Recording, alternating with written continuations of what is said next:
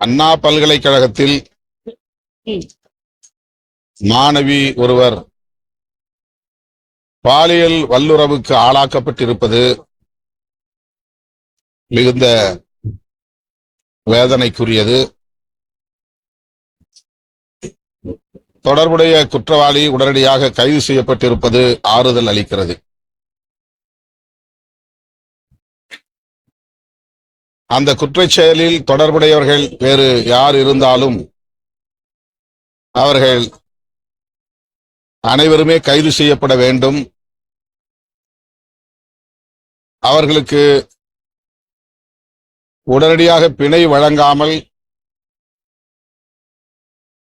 குற்றப்பத்திரிகையை தாக்கல் செய்து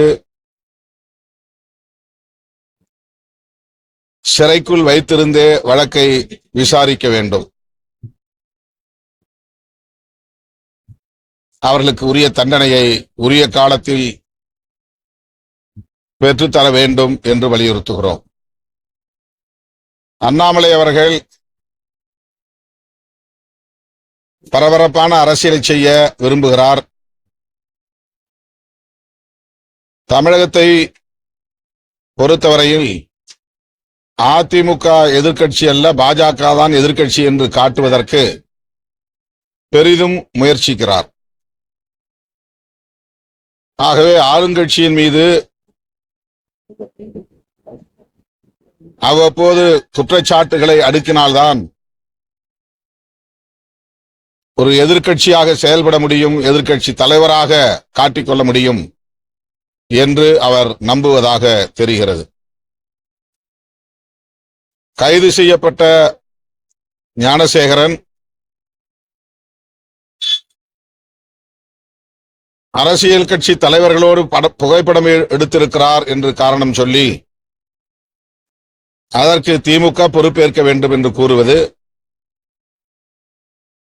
அப்பட்டமான ஒரு அரசியல், ஆதாய அரசியல். அவர் கைது செய்யப்படாமல் இருந்தால் ஒருவேளை இந்த காரணத்தினால்தான் திமுக அரசு அவரை கைது செய்யவில்லை என்று கூட குற்றம் சாட்டலாம். ஆனால் உடனடியாக கைது செய்யப்பட்டிருக்கிற சூழலில் இவ்வாறு அரசின் மீது குற்றம் சுமத்துவது ஏற்புடையதல்ல. நூதன போராட்டம் அப்படிங்கிறது பொதுவா இருக்கும். ஆனா தமிழ்நாட்டுல அந்த நூதன போராட்டம் அறிவு சார்ந்து இருக்கும். ஆனா இப்ப பாஜக தலைவர் அண்ணாமலை என்ன சொல்லியிருக்காருன்னா, திமுக ஆட்சியிலிருந்து அகற்று வரை நான் செருப்பு போட மாட்டேன், நாட்டியல் அடிச்சது வேதனம், இங்க நாளைக்கு வந்து போகணும் அப்படிங்கிற மாதிரிதான் 47 நாள் விரதம் இருக்க போவதாகவும், காலில் செருப்பு பண்ணி போறதுல திமுக ஆட்சியிலிருந்து விலகிற வரைக்கும் அதை நான் செருப்பு போட மாட்டேங்கிறாரு. அதே மாதிரி தனக்கு தண்டனையை 6 சாட்டை அடியை வீட்டு முன்னாடி நின்று நாளைக்கு 10 மணிக்கு அடிச்சுட்டு போறதா அப்படின்னு மாநில தலைவர் அணுகுமுறை நாகரிகமான அரசியல் சொல்லிட்டு அந்த வார்த்தையை பயன்படுத்தி லண்டன் போய்விட்டு வந்த பிறகு என்ன ஆனது என்று தெரியவில்லை. ஏன் அவர் இப்படிப்பட்ட முடிவை எடுக்கிறார் என்பது வருத்தமளிக்கிறது. தன்னைத்தானே வருத்திக் கொள்ளும் அகிம்சா வழி போராட்டத்தை காந்தியடிகளைப் போல கையில் எடுக்கிறாரா என்று தெரியவில்லை. ஆனால் காந்தியடிகள் கூட இப்படிப்பட்ட போராட்டங்களை அறிவித்ததில்லை. உண்ணாநிலை அறப்போராட்டம் சரி, தன்னைத்தானே சவுக்கால் அடித்துக் கொள்வது, சாட்டையால் அடித்துக் கொள்வது அதிர்ச்சியாக இருக்கிறது. அவருடைய போராட்ட அறிவிப்புகள் நகைப்புக்குரியவையாக மாறிவிடக்கூடாது.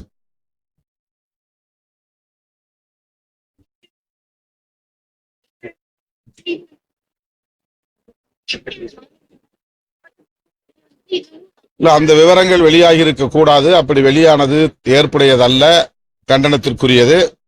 அதற்கு காரணமானவர்கள் யார் என்பதை கண்டறிந்து காவல்துறை உரிய நடவடிக்கை எடுக்க வேண்டும். சின்ன சின்ன வழக்குகள்ல கூட எஃப்ஐஆர் காப்பி வர்றது இல்ல.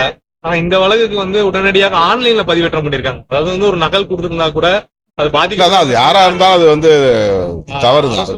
அது மீது நடவடிக்கை எடுக்க பண்ணிருக்காங்க.